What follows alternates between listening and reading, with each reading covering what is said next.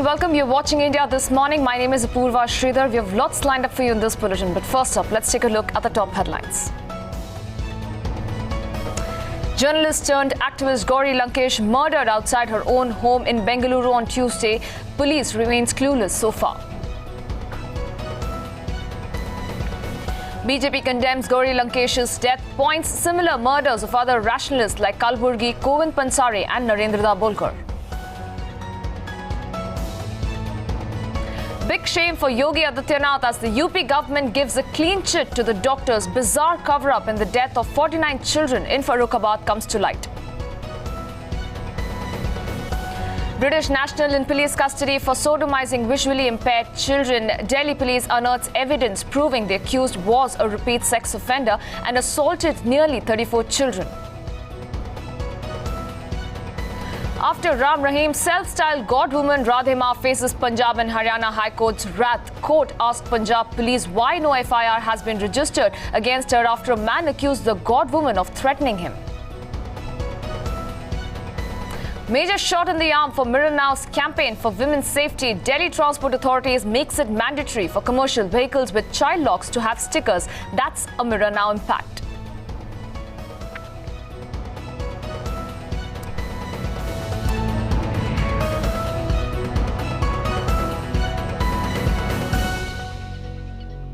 Our top focus story this morning, senior journalist and activist Gauri Lankesh has been murdered reportedly. Lankesh was shot dead outside her house in Bengaluru by unidentified bike-borne assailants. The police have so far obtained CCTV from two CCTV cameras near her house and 3 teams have been formed to investigate the case. Gauri's body has meanwhile been taken to Victoria Hospital for post-mortem. Now, while there is no report yet on the main culprit, Gauri's close friends and colleagues have hinted that the Sangh Parivar, which has continually spoken up against many, be involved. As of now, the state chief minister Siddaramaiah is being briefed by the Home Minister and the DGP. Just to put things into context, viewers, Gauri was the editor of weekly tabloid Lankesh Patrika, a columnist, panelist, and widely known for her critical views on the Hindutva Brigade and extremist right-wing groups. In fact, she was convicted last year in a defamation case for a report against BJP workers. As journalists mourn her loss, tributes pour in from across the nation.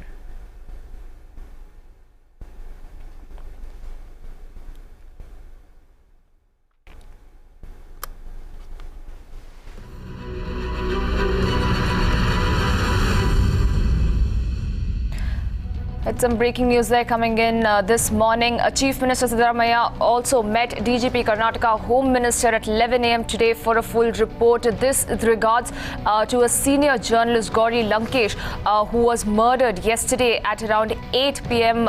at her home in Bengaluru. So the Chief Minister is also supposed to meet the DGP and Karnataka Home Minister regarding this entire incident, and he will be briefed by the Home Minister and DGP. And in fact, we're also getting to know how this entire investigation will be taking into consideration. Remember, Gauri Lankesh, a senior journalist, was shot dead at her house in Bengaluru. In fact, let's go across to Shrija for more details on ground. Shrija, what is the latest that we are getting as far as this particular incident is concerned? We understand that the Chief Minister would be meeting the DGP as well as the Karnataka Home Minister in this regard.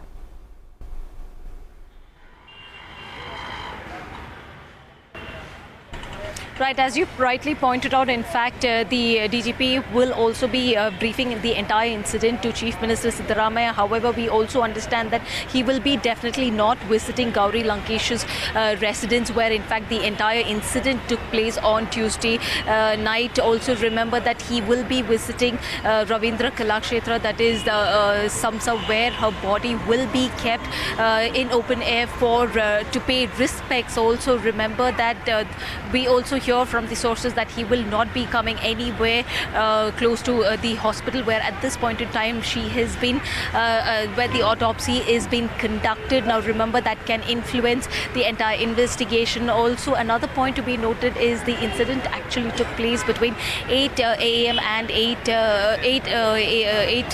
p.m. and 8:15 p.m. However, we also hear it was one of the first residents, that is the neighbors, who had alerted the police, where they had rushed at the spot. Remember that she was a firebrand journalist who was running the weekly tabloid Lankesh Patrike, because she was very well known for her inflammatory statements, especially against saffron outfits. Also, she was a hardcore critic of Hindutva ideology. So we understand, now, this seems right? to have not gone down well. Shrija, we understand you actually spoke to Gauri Lankesh's brother Indrajit Lankesh, and we understand how he said that the entire incident has in fact been caught on CCTV camera.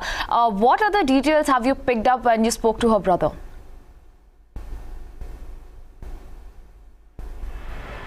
Well, when the police arrived at the spot, they started scoring for evidence. The first thing that they started looking for was the CCTV footage. Now, remember, the place exactly where she was shot dead was at her porch, and there are 2 CCTV cameras installed. Now, the footage which has been sourced from these 2 CCTV cameras are right now being sifted by the police officers. But as far as Indrajit Lankesh is concerned, her brother, what he told us was that right now the police are getting clues as to who the assailants are.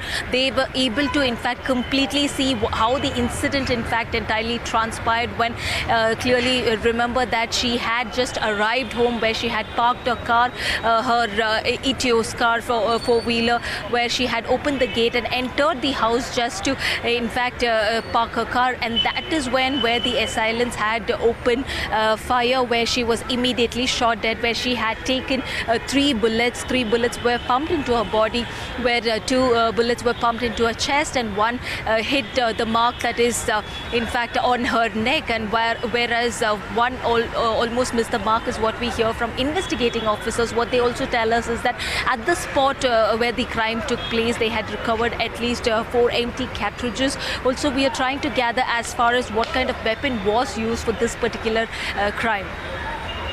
Right, Shreya, stay with us. Let's also quickly listen into what the Commissioner of Police as well as the former state prosecutor had to say about this entire incident. See, today around 8 o'clock, when Gauri Lankesh came to her house, after stopping her car, she opened her gate, and when she was entering into the house, some miscreants have fired at her. On the scene of crime, we could able to see 4 empty cartridges, and how many of them have entered into her body will be known only after the post-mortem examination. Now, on hearing some gunshot sounds, the neighbors have seen her, and after seeing her lying down on the floor, they have informed the local police, and the local police immediately rushed to speed, and they found that she is already dead. And now, in this connection, we have already formed 3 special squads. Now we are probing into all angles, and the local information, whatever is available, we are gathering it. And the forensic team has already visited the scene of crime. They are examining the scene of the crime. And there are bullet injuries will be known only after the post-mortem. The one who is targeted is Pansare, Dabholkar, rationalists who believe in secularism, who are opposed to fascist forces, who are opposed to right-wing ideology. They were opposed to any kind of subjugation of minorities, any kind which affected the rights of the people. She stood by. The very fact that she had I myself conducted close to 30 to 40 cases of defamation, defended her in 30 to 40 cases of defamation in Karnataka alone, demonstrates the thing. In fact, she had much more number of cases across the state, and most of them by the corrupt officers, by corrupt politicians and political opponents. She has been she never withdrew from that kind of thing. She stood by. She always stood by her words, her views. Well, going across to Shrija for more details on this tragic incident that has come to light. Shrija, we understand that the police have said that the body was in fact riddled with at least 3 bullets, and there were 4 cartridges that were found. Have the police been able to ascertain the kind of weapon, the type of weapon that was used?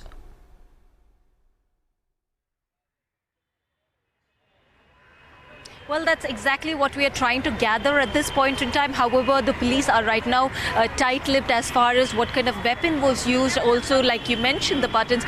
Also, remember that what we understand, we are given to understand by the investigating officers, at least 4 empty cartridges were recovered from the spot.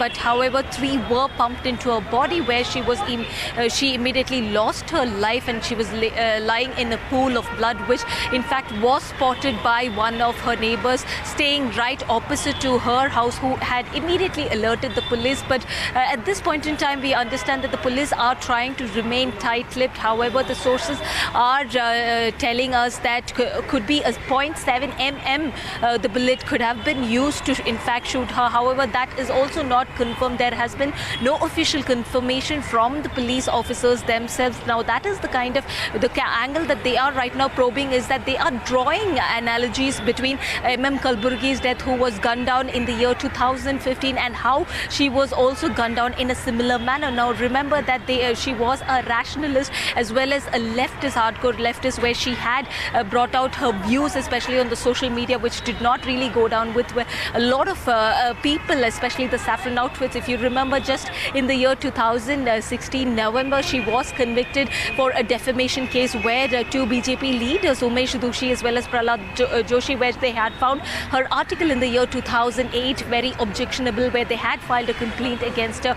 Now, this is not the first time where we also hear that that was the first complaint against her. In fact, we also understand Venkatesh, the lawyer who had dealt a lot of defamation cases against her, because she had always bold views about anything that she wrote, especially in her weekly tabloid. Now, remember that she was an outright journalist, a firebrand journalist, where she had put out bold views also, especially about anything social injustice, especially about women, especially more about the saffron outfits that seem to have not gone down. Right, I'll have to interrupt you there, Shrija. Just stay with us. We will get more details on that front. But let me also go across to Imran Qureshi, senior journalist, who's joining me on the phone line this morning. Good morning, sir. But a very, very tragic and unfortunate news coming in, and it is a big loss to the entire journalistic fraternity at this point in time.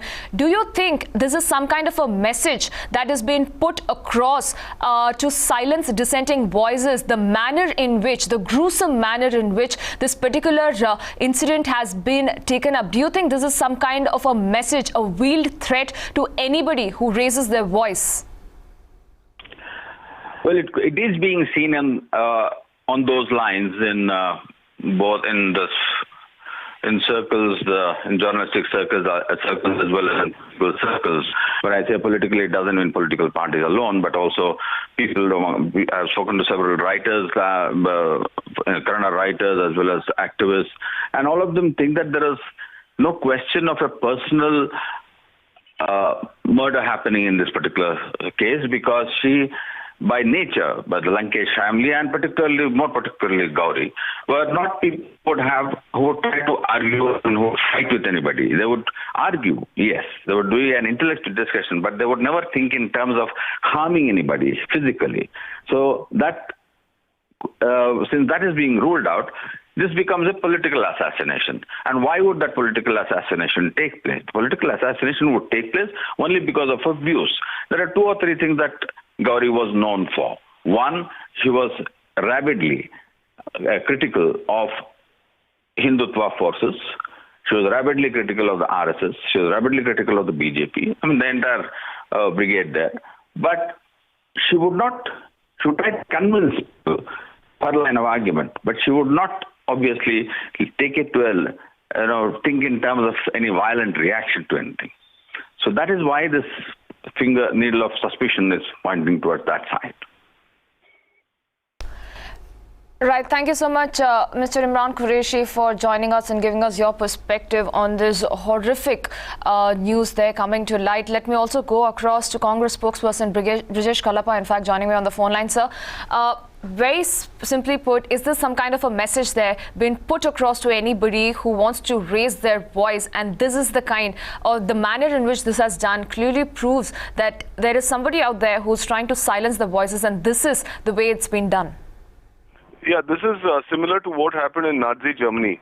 In Nazi Germany, when just before the ascent of Hitler, then any voice of reason was snuffed out in this very manner. So this is a similar action of the fascist forces, and the fascist forces, as you know, are gaining ground in this country. And because of this, whenever there are voices which speak the voice of reason and which are able to persuade people not to see the fascist point of view, then these voices need to be snuffed out for the fascists.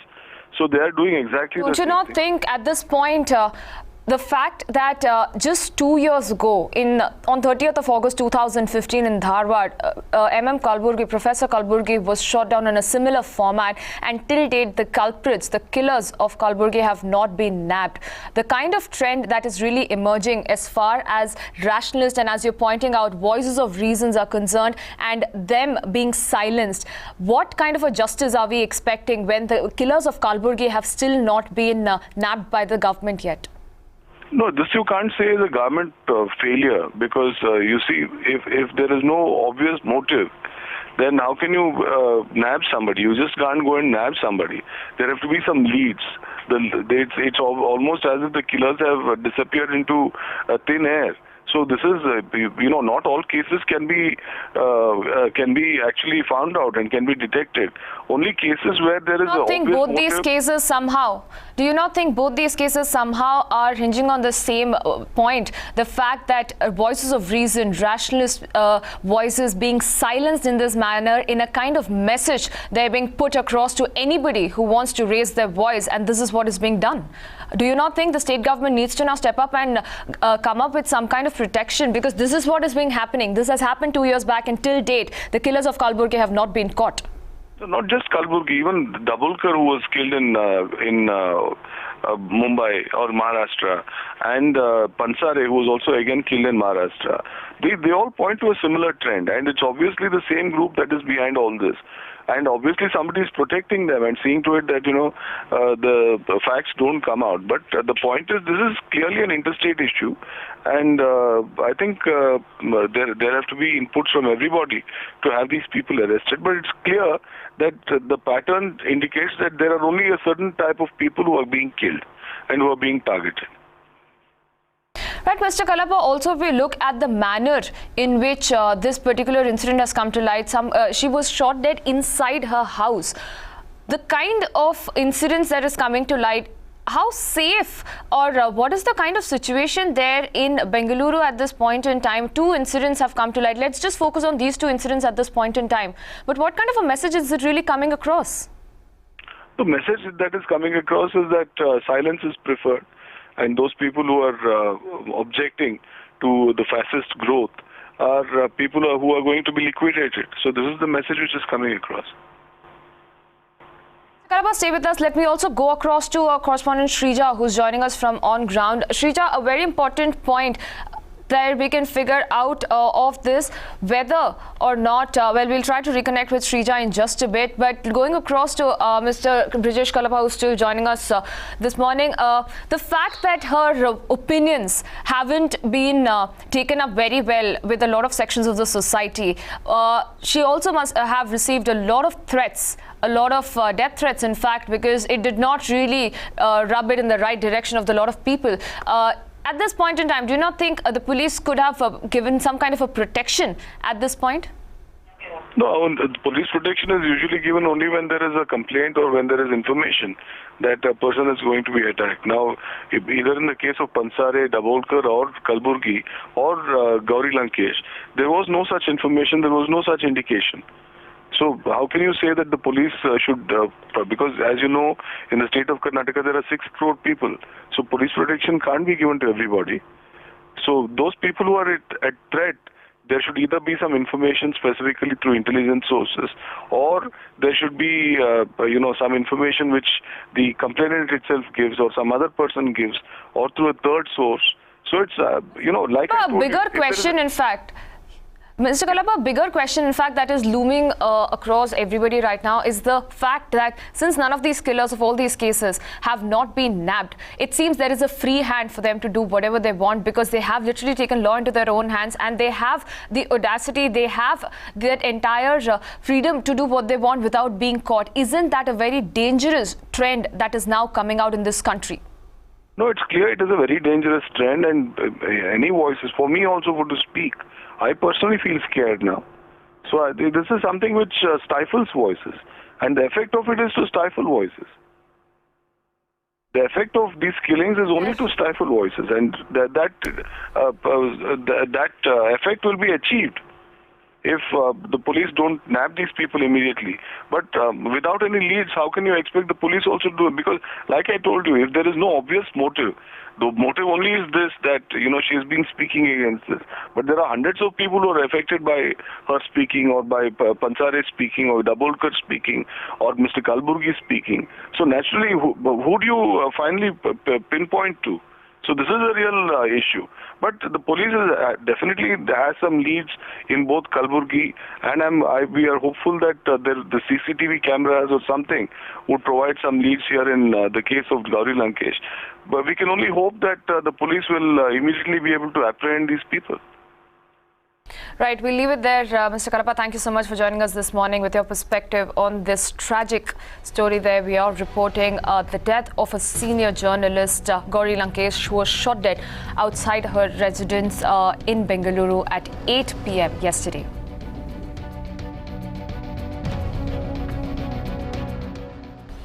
Well, moving on in the bulletin now, the Punjab and Haryana High Court have ordered a crackdown on headquarters of the Dera Sacha Sauda movement across the state. The order comes after a crackdown on Dera headquarters in Sirsa found a cache of 33 guns at the premises. According to the Haryana Advocate General Baldev Mahajan, the state government wanted the operations to be conducted as soon as possible. Search operations will be conducted at the headquarters under the supervision of the retired District and Sessions Judge Anil Kumar Singh Panwar. A week after Godman Gurmeet Ram Rahim was given 20 years in prison, Punjab and Haryana High Court ordered the Haryana government to do a massive crackdown inside the Sirsa Dera of Ram Rahim. Now, Sirsa happens to be the den of Baba Ram Rahim, where he has enjoyed his life. The police team as well as the paramilitary forces would be cracking down and entering the Dera under supervision of retired Justice A.K. Pawar. What remains to be seen is the kind of confiscation that is done, because the Dera supporters had submitted 33 licensed weapons, and many feel that there might be a lot more of illegal arms that may be stashed inside that particular Dera. So, at a time when Baba is spending his nights in the jail, what happens next, the kind of crackdown that takes place, is something that we'll have to wait and watch. With Balraj in Sirsa, Prashant Kumar for Mirror Now. Moving on now onto a case that we have been following very closely here on Mirror Now. A 13-year-old rape survivor who is now 31 weeks pregnant has been advised by the Mumbai's premier JJ Hospital to terminate her pregnancy because of complications. But the fate of this little girl continues to hang in the balance. Her parents have approached the apex court to allow abortion.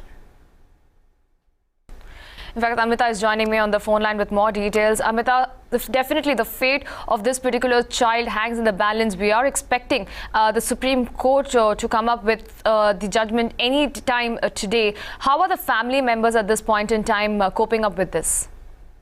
Well, the family members, of course, are extremely distraught in the sense that now the medical board of JJ Hospital, consisting of about 6 doctors, have said that, the girl must terminate the pregnancy. In fact, they're in favor of the termination. However, they've also highlighted the risk that the child could go through if she were to deliver as well. In fact, sources here at JJ Hospital also tell us that if the fetus at this point will be born alive if the pregnancy is terminated, and it will weigh about 1.3. They've sent the report to the Supreme Court as per the court's order.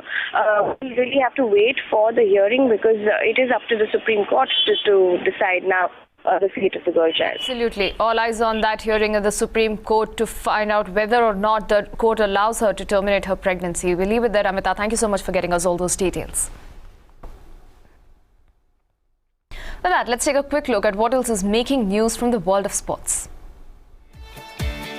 Indian cricket team will tour England in 2018 for 3 T20s, 3 ODIs and 5 test matches starting from July 3rd. India last played in England during the Champions Trophy. David Warner and Peyton Hanscom added 127 runs to the third wicket as Australia reached 225 for 2 at stumps, trailing Bangladesh by 80 runs on day 2 of the second test in Chittagong. David Warner was unbeaten on 88 while Hanscom ended the day on 68. A second-half brace form substitute Balwant Singh helped India beat Macau 2-0 in a Group A Asian Cup qualifiers match.